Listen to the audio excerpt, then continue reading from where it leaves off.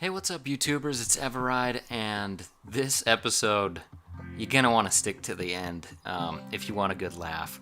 This night was the single most terrifying night that I have had in memory. Everything was going so good. I was just coming off of this amazing adventure high, feeling like, I could travel the world in a night, and then it just got terrifying really fast. So looking back at it now, I mean, it was probably, I don't know what it was, but it was something big. But anyway, we'll let you watch and see for yourselves. But this was easily the most terrifying night that I've ever experienced in memory. So sit back, relax, enjoy the first camping solo experience that I've ever had. And, yeah. Okay, so I need to pull over and camp and go across this rickety bridge over this beautiful river. And hopefully nobody minds if I just come and pitch a tent over here. I went over there, but there was nobody to ask. So, hopefully nobody minds. I just think this is a beautiful little area right next to the river here.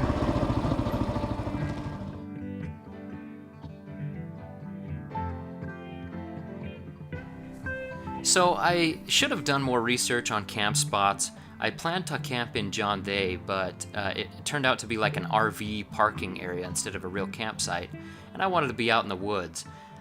It was getting too late in the night on the way to Ochoco National Forest, and so I just found kind of this way off the side of the road, and I was way too close to the road, but it'd have to do because it was getting dark. Man, what do you think of my campsite? I gotta show you this right here.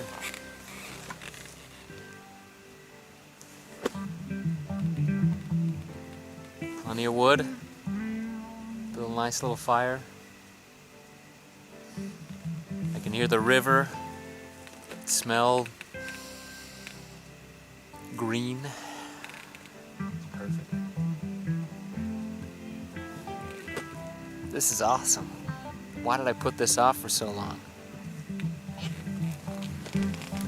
So as you can tell, I was just elated to be camping by myself and felt so cool and independent, and I'm not an Eagle Scout or anything like that. I just, but camping's always been fun for me. I've just never done it alone, but as you can see by the cars going by in the background, I was way too close to the road. It was just right across the river, but other than that, it really did seem like the ideal campsite, other than I was trespassing and the owners weren't happy.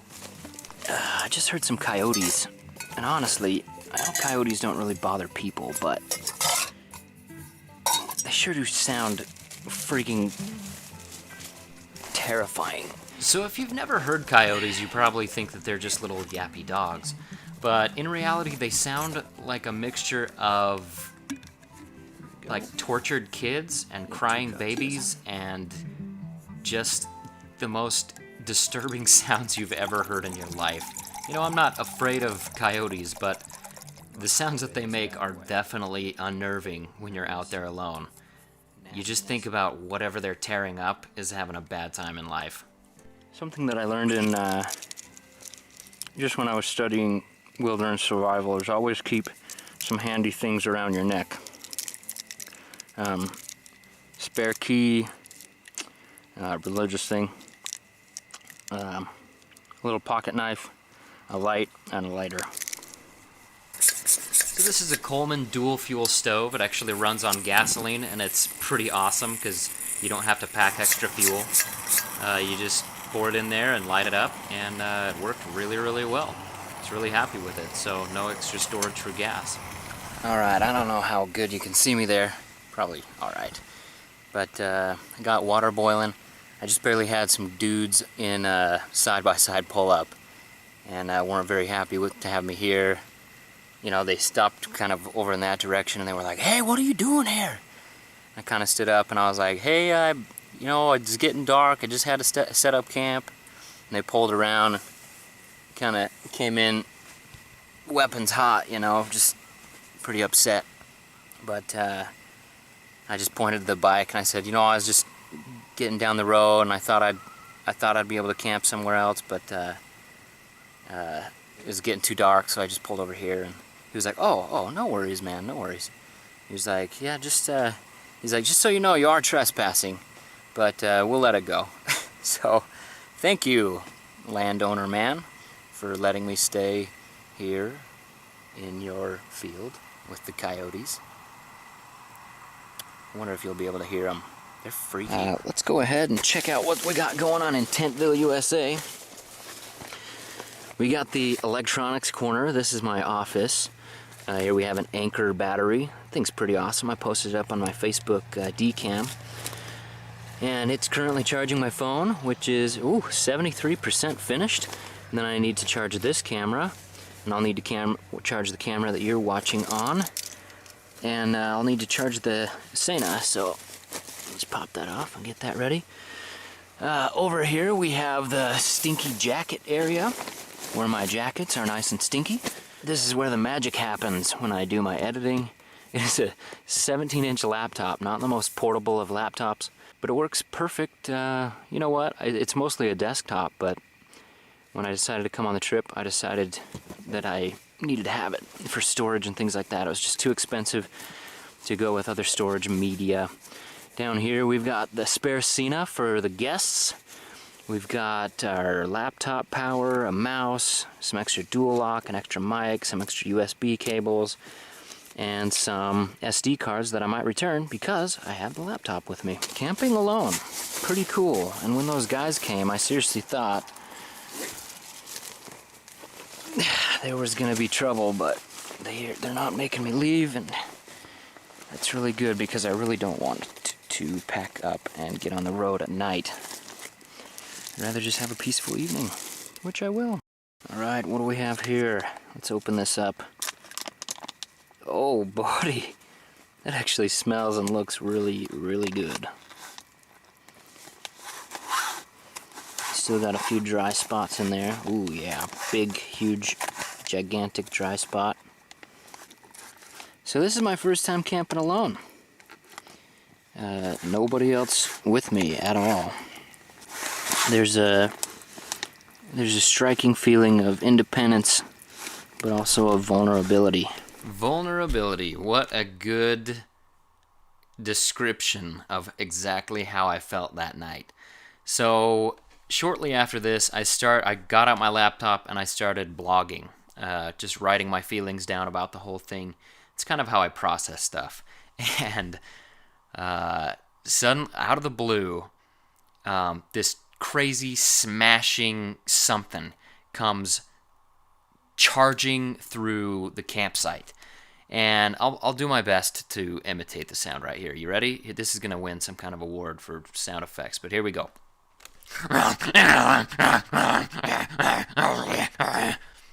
Okay, there we go.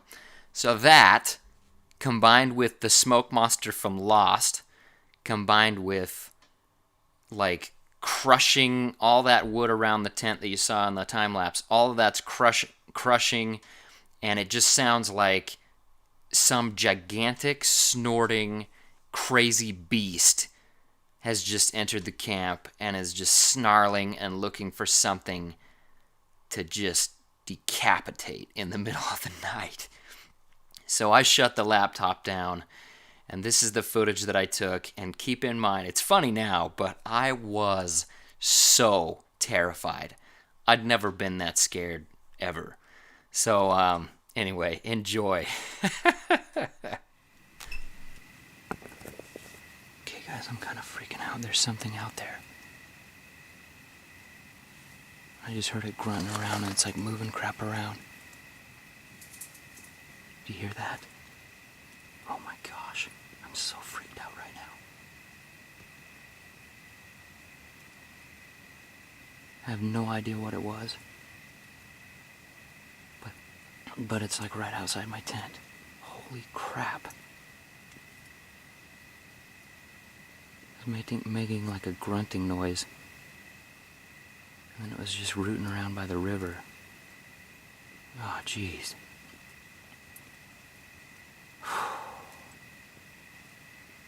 Just sitting here like writing blogs on the laptop.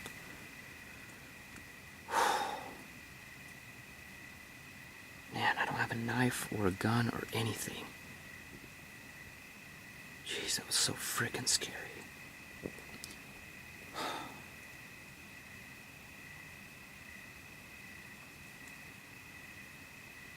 Wonder what that was.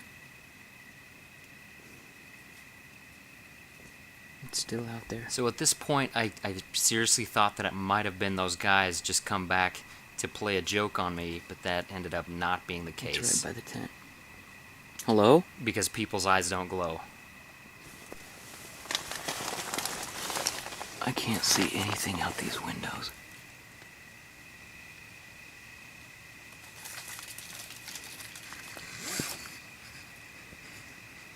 It's right over in those bushes, whatever it is.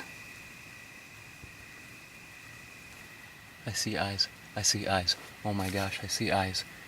I don't know if you can see that, but you can see the eyes in the reflection. There's two eyes. What is that? It's looking at me. I wonder if there's more. There's another one over there. Holy cow.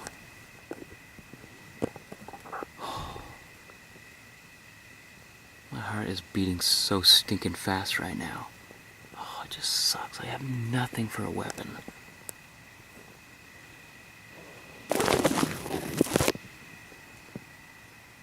Oh my gosh. I can barely hold on to the camera. Okay, there it is again. Something's right out there.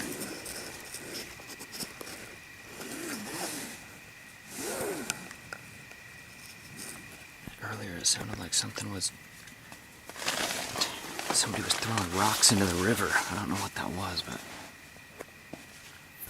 oh, this is trippy to be alone out here, man. Yeah, it was trippy to be alone, but obviously I made it through the night. Everything was great. Truthfully, said a little prayer and felt at ease after that. But you know, it was that was quite the experience. Whatever it was big and it was fast and it was grunting and it was terrifying. But it didn't come back the rest of the night.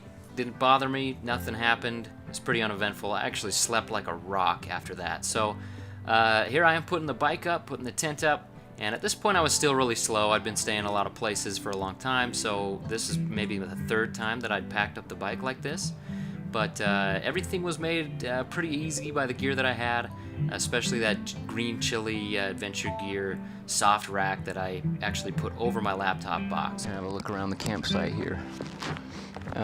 This campsite was good for several reasons, but not so good for several others. First of all, it is trespassing, and they did come and find me, and they were pretty upset, but after some talking, they were totally cool with letting me stay. I just told them it was getting dark and there were a lot of deer on the road, and they totally understood that. So anyway, nice grassy spot to camp. I did camp under some trees, and so whenever you do that, you're bound to have like crappy little bits of sap fall on your tent. So that's not the very best. I'm not sure if it's because a river is just over those bushes, but man, you watch the footage from last night. That was terrifying. I haven't been that scared since I was a little kid. That was absolutely petrifying. But anyway, you can see how close the cars are there. So yeah, my next campsite I'll have to not trespass, or at least ask before I start doing stuff, and I want to get away from the road. Yeah, so here's the bike. All loaded up, try not to fall as I trip over logs. Everything's good. We're ready to go for today. So let's talk about some of the things that I learned from camping real quick. Do some of those question and answers that are so valuable for you guys. What are some things that I learned about camping? Well, don't camp by roads because trucks will keep you up at night. Don't camp by rivers because that's where the beasties are at. Don't camp in places that are actually not camping spots, but, you know, trespassing areas. But other than that, it was a delightful experience, and I really actually enjoyed it. It did feel great, and it was really cool to actually just blog with my laptop, even though that's not a real campy experience. But something that I learned that is a big deal is that you do need to plan your campsites in different states. Utah's a unique state because you can camp wherever you feel like camping. If it's on Bureau of Land Management or whatever, you can camp wherever you feel like, as long as it's not private property. And even in that case, most people are really cool. In Oregon and in California, camping costs a lot of money. Camping costs 35 to 40 bucks just to stay at a campsite. That's only about 10 bucks less than a seedy motel. So that was a part of my trip that I really underestimated, and really wish I would have done better. I wish I would have known that it cost so much, and I wish I would have known that the campsites on the map are actually RV parks. They're not get out in the wild and camp. So when you're doing your trek, make sure to plan accordingly. You guys, thank you so much for watching. Of course, that night was a blast. Much love. Make sure to hit that subscribe button. eveRide out.